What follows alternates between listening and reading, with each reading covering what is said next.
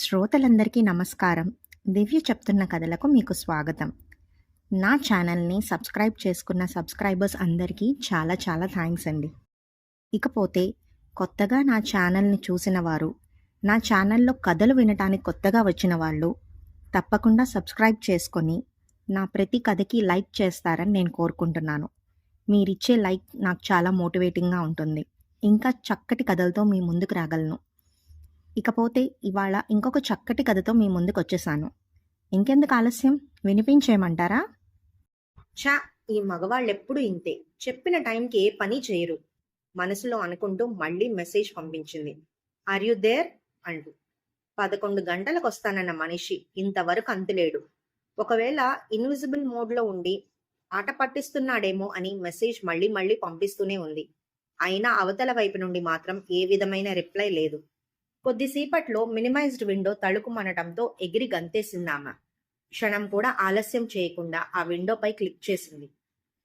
Hi, sorry for the late coming. ఇంతవరకు ఆలస్యమైనందుకు నిప్పులు కక్కుతూ ఉన్నామా సారీ అన్న ఒక్క మాటతో ఐసైపోయింది. It's okay, how are you reply ఇచ్చింది. I'm fine, how are you. ఫ్రెండ్స్తో చిన్న పార్టీ అటెండ్ అయి వచ్చేటప్పటికి కొంచెం లేట్ అయింది. సారీ. మళ్ళీ సారీ చెప్పాడు. పార్టీ అంటే మందు కొట్టావా ప్రశ్నించింది. తప్పలేదు, చాలా కూల్గా సమాధానం ఇచ్చాడు. అంటే మందు కొట్టి కార్ డ్రైవ్ చేసావా? దొరికిపోయాన్రా భగవంతుడా అనుకుంటూ చాలా స్లోగానే వచ్చా అని టైప్ చేశాడు అతను, లెటర్కి మధ్య చుక్కలు పెడుతూ. ఎన్నిసార్లు చెప్పాలి నీకు మందు కొట్టి కార్ డ్రైవ్ చేయొద్దని? ఓ నిమిషం మౌనంతో తన కోపాన్ని తెలియచేసింది. మహారాణి గారు అలకపాన్ పెక్కినట్టుంది. మీ మీద అలగడానికి నేనెవరు బాబు? ఇంకా కోపం తగ్గలేదని చెప్పకనే చెప్పింది. సారీ చెప్పాగా, ఇంకెందుకు టైం వేస్ట్ చేస్తావు? సారీ చెప్తే తప్పు ఒప్పైపోతుందా? ఈసారి మౌనం అవతల వైపు నుండి. కొంచెం సేపటి తర్వాత ఇక లాభం లేదని ఎప్పుడూ చేసే పనే చేశాడు. సారీ సారీ సారీ సారీ ఓ 100 పైగా కాపీ చేసి పేస్ట్ చేసి సెండ్ కొట్టాడు. అన్ని సారీలు చెబితే గాని ఆమె మౌనం తగ్గదన్న సంగతి ముందే తెలుసు ఎప్పటిలాగానే. ఇట్స్ ఓకే, వాట్ ఎల్స్ అంది కొంచెం ముభావంగా. ఇలా మెసేజ్ వస్తుందని ముందే తెలుసు. ఇంకా పొడిగిస్తే తెగేదాకా లాగడమే అవుతుందని తెలుసు. అందుకే టాపిక్ మార్చాడు. ఇంతకీ మన విషయం మీ నాన్నగారితో మాట్లాడావా లేదా ప్రశ్నించాడు. చెప్పాలని ప్రయత్నించా కానీ భయమేసింది, చెప్పలేకపోయా. మరిలా భయపడుతూ కూర్చుంటే ఇద్దరం ముసలోళ్ళమైపోతాం. అది సరే, నువ్వు మాట్లాడావా మీ వాళ్లతో? ఎదురు ప్రశ్న. లేదు. మరి? నాకు మా ఇంట్లో వాళ్ళ మీద నమ్మకం ఉంది, నా మాట కాదనరని. ఒకవేళ నువ్వు అనుకున్నట్లు జరగకపోతే? చెప్పా కదా, నా మాట మా నాన్న కాదనడు. నేనే కోతిని చేసుకుంటానన్నా సరే అంటాడు. మరి ఈ కోతి కోసమే కదా గత 6 నెలలుగా టైంకి ఇంటికొస్తుంది. నిజం ఒప్పుకున్నందుకు థ్యాంక్స్. ఓకే, ఇంకేమిటి సంగతులు? పాప ఏడ్చింది. ఇప్పుడు నేను నవ్వుతున్నానోచ్ అన్నట్టు ఓ చిన్న ఇమేజ్ పంపించాడు. మరి మీ వాళ్లతో ఎప్పుడు మాట్లాడుతున్నావు? ఎలాగైనా ఈరోజు ట్రై చేస్తా. మళ్ళీ ట్రై చేస్తానంటావేంటి? చెప్పాను కదా ధైర్యం చాలడం లేదని. ఇలా ఎన్నాళ్ళని చెప్పకుండా ఉంటావు? ఏదో ఒకరోజు చెప్పాల్సిందే కదా. సినిమాల్లో చూసేటప్పుడు ఇలాంటి డైలాగ్స్ బాగానే ఉంటాయి. రియల్ లైఫ్లోనే అసలు విషయం తెలిసేది. సరే, కష్టమైన పనే, మరేం చేద్దాం? అదే ఆలోచిస్తున్నా, ఎలా చెప్పాలా అని. ఓకే, తొందరగా విషయాన్ని తేల్చు. ఇంతకు ముందే చెప్పాను కదా, వీసా ప్రాబ్లం లేకుంటే ఈ పాటికి ఎప్పుడో వచ్చేవాడిని. నువ్వు చెప్పావు, నేను విన్నాను. ఏదో విధంగా ఈ ప్రాబ్లంని సాల్వ్ చేస్తానన్నాను కదా. సరే, జాగ్రత్తగా డీల్ చేయి. All the best. ఓ 10 నిమిషాల టైం పాస్ తర్వాత, ఓకే, నాకు నిద్ర వస్తుంది. Okay, good night, have sweet dreams. Okay, have a good day. See you tomorrow at the same time. All the best. Bye bye. America వచ్చి 4 సంవత్సరాలు కావస్తున్న వర్మలో ఏ మార్పు రాలేదు. ప్రతిరోజు తన స్నేహితులతో మాట్లాడందే అతనికి ఏదోలా ఉంటుంది. అందుకే రోజు రూమ్కి రాగానే ముందు ఇండియాలో ఉన్న ఫ్రెండ్స్తో మాట్లాడిన తర్వాతనే పడుకుంటాడు. అతని రోజులో ఇదొక భాగమైపోయింది. కంప్యూటర్ ఇంజనీరింగ్ చేసి కాలేజ్ నుండి బయటకు వచ్చిన 6 నెలల్లో Y2K పుణ్యమా అని శ్రమ పైసా ఖర్చు లేకుండా అమెరికా గడ్డ మీద కాలు పెట్టాడు.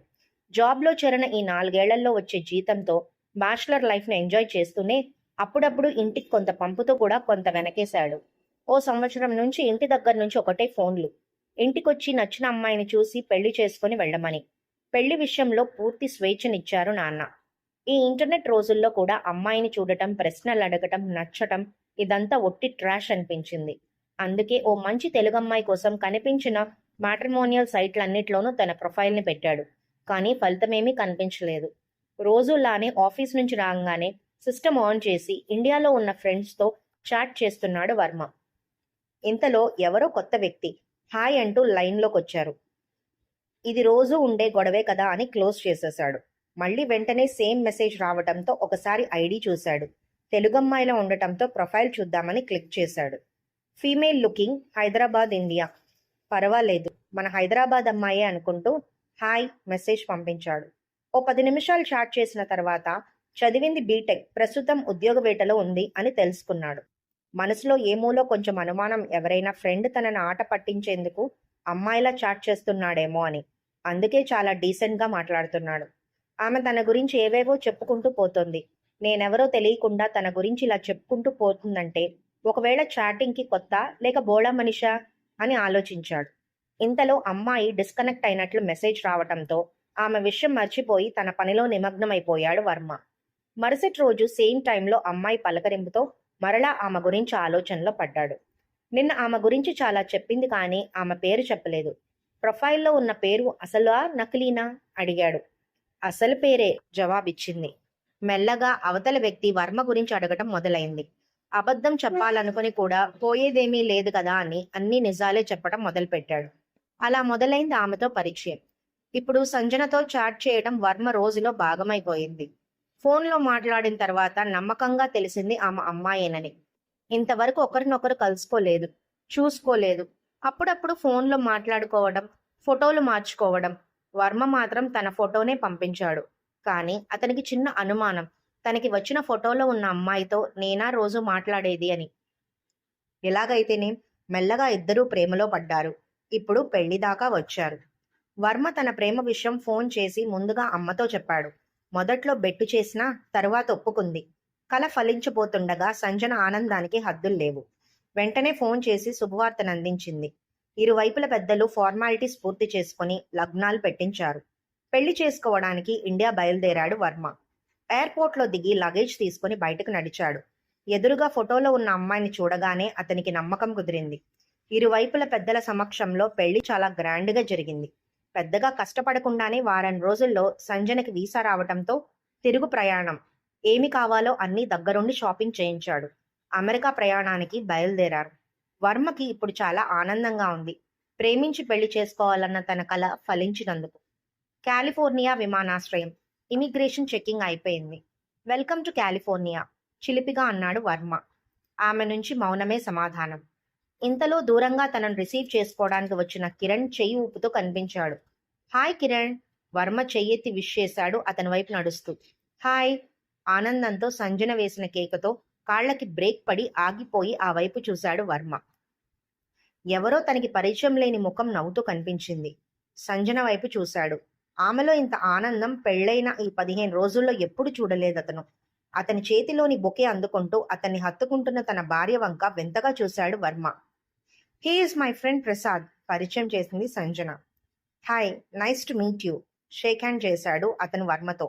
Okay Varma, thank you and goodbye. I'm going with him Prasad. ఆమె ఏం చెప్పిందో అర్థమవడానికి కొద్ది క్షణాలు పట్టింది వర్మకు. ఏదో అడగాలని నోరు తెరవబోయాడు, కానీ మాట పెగల్లేదు. కథ విన్నారు కదండి, చూసారా నేటి జనరేషను ఎలా తయారైందో. వివాహాన్ని కూడా అడ్డు పెట్టుకొని వాళ్ళు ఎంత తెలివిగా మోసం చేస్తున్నారో. ఇదివరకు మగవారు మాత్రమే మోసాలు చేసేవాళ్ళు అనేవాళ్ళు. ఇప్పుడు ఆడవాళ్ళు కూడా ఏం తీసిపోవట్లేదండి, వాళ్ళకి మించే మోసం చేస్తున్నారు. ఈ కథ కూడా అంతే. తను ఎవరినో ప్రేమించింది.